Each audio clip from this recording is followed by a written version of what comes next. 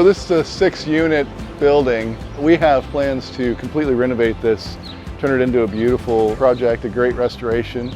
Eventually this will be a house for our students that will serve our city well and serve our students well. It's got a lot of great features, it's got a lot of good bones, but it's been really badly neglected.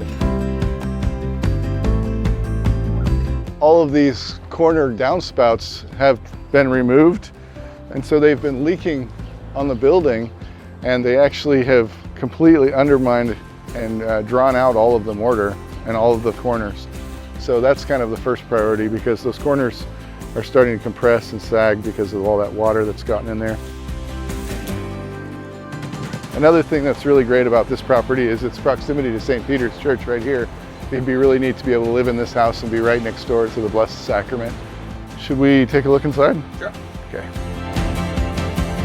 As you come along here, you can see this was at one point a really beautiful, glorious building. It just really needs some love, and we really hope to give it everything that it needs.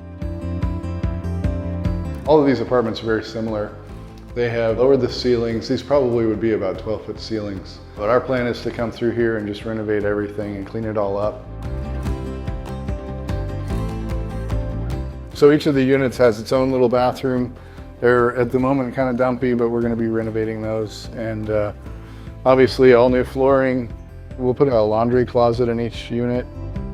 One of the big problems with this building was with all that moisture in the back, we've had a termite infestation in the back. So what you see in terms of the brick being chewed away and eaten away over the years, inside that water has drawn in the insects. So we have a lot of work to do.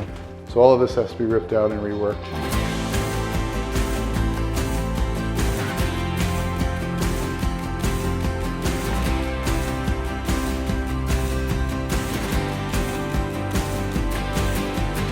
Now the real treat is the 3rd floor.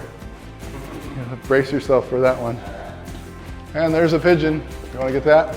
Yeah, we have to figure out how many tenants we have in here. Maybe he'll leave. There we go. Good. Okay. These used to have these grand openings, and I need to figure out if we're going to be able to restore those or if we have to have the ceilings dropped like this. Yeah, it looks like they were doing kind of a quick and dirty remodel in here. I'm not sure why they stopped or whatever, but I'm actually kind of relieved that we got it in this state, because then we can kind of roll some of it back and do it properly.